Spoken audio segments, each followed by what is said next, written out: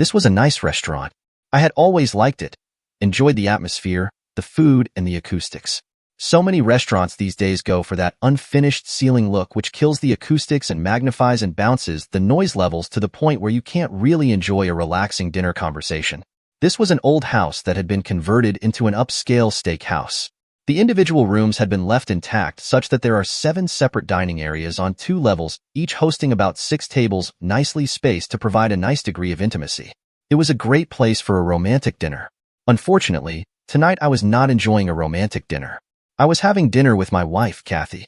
She and I were seated at a table in one of the lower-level dining rooms and she was fidgeting, rarely looking at me, nervous and frightened, but I could also see determination. I had barely spoken a word since arriving here, and only what had been necessary to be seated and order drinks. As I perused the menu trying to decide between the blackberry fillet or the beef tenderloin tornadoes in a bordelaise sauce, I took a pull on my single malt on the rocks and regarded my wife. She was still a physically beautiful woman, smart, successful, and until recently a woman who I would have died for. But I had no passion left for her anymore. She wasn't aware of the change in my attitude, but I would ruin her plans for this evening with that tidbit of news among others. Ben? That's me, Ben Jones. 49 years old and a reasonably successful software account executive married 28 years to the stranger now seated opposite me. Yes, Kathy? I sighed quietly. I wanted to talk with you about something. Well, that will make a pleasant change, Kathy. She eyed me with a little perturbation, twisting her mouth in annoyance. I hoped my attitude would resolve her nerves and get her to finally spit out what I knew she wanted. Yes, well, thank you for your sarcasm. Ben, it has always endeared me to you. Thank you, Kathy, but I wasn't being sarcastic in that instance. I didn't elaborate. I held her stare, taking another pull on my scotch until she looked off to the left and watched our waiter approaching. I didn't wait for the lady to order first as I normally would have. Instead, as he gained the table, I handed him my menu and ordered the blackberry fillet with the Spanish rice. Kathy, discomfited by my obvious disregard for gentility, scanned her menu quickly before deciding on a salad. Who orders a salad at an award-winning steakhouse? With the waiter gone, Kathy again fixed me with her gaze. Ben, I have been thinking a lot lately. About you, about me, well, about us, and I wanted to discuss my thoughts with you. There is, by God's grace, an immeasurable difference between late and too late.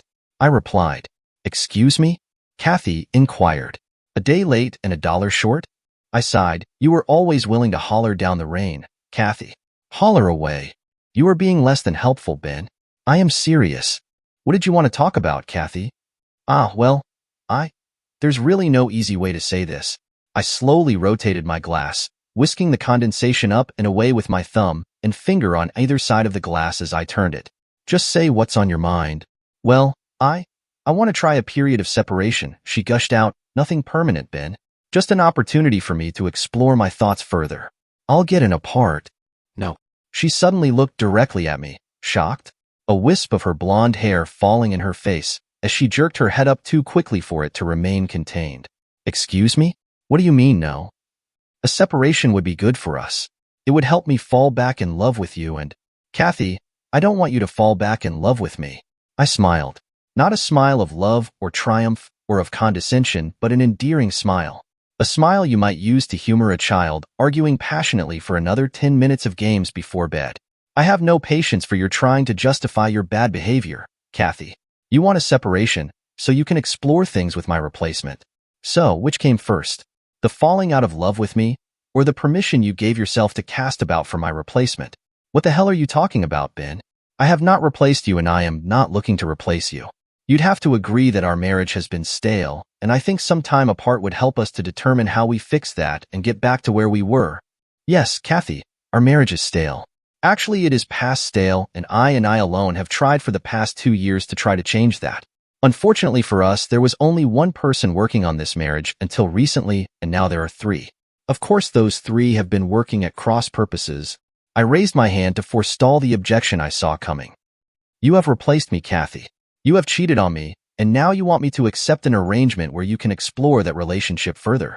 You want to separate to explore your relationship with Roger, not your relationship with me. I will not allow that to happen, Kathy. She was angry now. Twisting her napkin in her hands and glaring at me, she quietly hissed, You're wrong. I have not cheated on you with Roger, and he is not your replacement. What you mean to say, Kathy, is that you haven't been with Roger physically, but you've certainly been unfaithful to me with him, and you have replaced me with him. She looked uncomfortable. Keep your voice down, Ben. There is no need to broadcast our issues. Why, Kathy, but you already have. Tell me, who have you spoken to about this idea of separation besides me? She was looking very uncomfortable now. Well, I may have had a discussion or two with Roger about it, and just then our meals arrived. And so you're discussing our marital issues with Roger before you discuss them with me is not cheating me?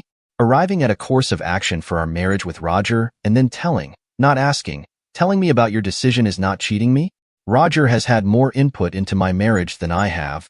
She was silent, seething as our dishes were placed in front of us. I winked at the young female server who looked a little uncomfortable herself. Again, Kathy hissed at me, "You make it sound so sordid, Ben. Roger is a friend, a willing listener and sounding board who has been nothing but kind, considerate, and helpful. He is someone I can count on. He understands me, appreciates me, and doesn't judge me." Our waiter arrived to check on our well-being. "It is sordid, Kathy. You are an adulteress. You are insulting my intelligence, our marriage and our past, and you have ruined our future. Roger is slicker than a boiled onion, and he needs peeling. I would have thought you would have cheated up, not down." "Yes, thank you, our meal looks wonderful," I chirped to our waiter as he patiently waited for me to cut my fillet and agree that it had been cooked as I had requested. "I don't appreciate what you're doing, Ben." Kathy obviously felt ill at ease discussing this so openly. "I am not a cheater. I have not cheated, and you are wrong about Roger. As a matter of fact, I think you'd really like him. He's a lot like you in so many ways, Ben." "Well, I am glad that in your mind Roger and I are interchangeable, Kathy. You'll never know the amount of comfort I get from that." I think you've lost your mind, and for the record, in all of the ways that matter, Roger and I are nothing alike. I don't insinuate myself in other people's marriages in order to sabotage them. I don't screw other men's wives, and I certainly won't play his games. You have cheated on me, Kathy. You go to Roger with your problems and triumphs. You discuss our personal lives with him, seek his advice, company, and companionship. All things you have stopped sharing with me. You are a 304 who hasn't spread her legs yet, and you make me sick." I glared at her shocked expression and took a bite of my fillet and chewed it appreciatively, put my fork down and took a sip of water. I looked up at Kathy, who was regarding me thoughtfully. "Clearly this news has hurt you, Ben. I didn't intend to hurt you." "Really? God damn it. Kathy, you are one bubble off plum. You knew full well that cheating on me would hurt me, which is why you kept it a secret. You didn't intend to hurt me? Well, you didn't intentionally try to keep me from harm either." I pushed my plate aside, pulled out my wallet, and dropped $200 on the table. As I rose from the table, I downed the rest of my scotch, looked down at Kathy, and said, "I will not allow a separation, Kathy. I have filed for divorce." We did divorce. Kathy fought it hard, requesting counseling in ridiculous terms. She refused to sign the divorce papers or bargain in good faith, demanding that I meet with her to discuss our marriage. I refused. I told her I would speak with her after the divorce was final and not a second before. I did want to avoid a contentious split so we could be civil around our kids and grandkids, but I wanted a divorce, and eventually I got it. We split everything right down the middle, and I walked away. Kathy sent me a nasty note demanding to know why I had just given up on our marriage and hadn't fought for her. How do you respond to that level of crazy? In response, I sent her a picture of her with Roger, capturing the betrayal plainly. She had kindly sent me the picture 3 days after I walked out of the restaurant. She hadn't yet screwed Roger when we had our dinner date. It took 2 whole days after our date. What restraint they had. I never heard back from her on that subject. I don't date much. I'm no Casanova, and as long as I get my ashes hauled every now and again, I prefer my own company or the company of my kids, grandkids, and close friends. My kids sided with Kathy initially. They didn't understand what it was that Kathy did that was so wrong. I felt like I had failed as a father. I explained my position to them, asking them that if their spouse had clearly stopped loving them and started a relationship with someone else, would they be accepting? Would they accept a separation so their errant spouse could explore the adulterous relationship without the guilt or inconvenience a spouse was likely to provide? Well, I couldn't. I wouldn't. Kathy had refused any serious attempt at trying to resolve our marital issues, and rather than discuss them with me, she found someone else to confide in, someone else to plot the future of my marriage with, and that was simply unacceptable. In the end, my kids understood, and our relationship improved while their relationship with their mother soured slightly. Kathy and I are both less happy and happier simultaneously. We're less happy because we're alone, But we're more happy because we managed to navigate a way forward independently. But move forward we did. Kathy remarried and divorced again within 2 years of our divorce. No, she and Roger didn't marry, and in fact never slept together other than that one time. I don't know or care why. I never remarried. I took an early retirement and moved to the country where I remain to this day. I am happy not to have to burn energy on a woman that doesn't deserve or want it, but I do miss the woman I married and what I thought we might share together. I mourned the loss of that as I celebrated escaping a love-starved marriage to a woman who I no longer knew, respected, or loved. We had many good years, but they fizzled and Kathy ultimately checked out. I was the one who pulled the plug on our marriage, but she was the one who shot it.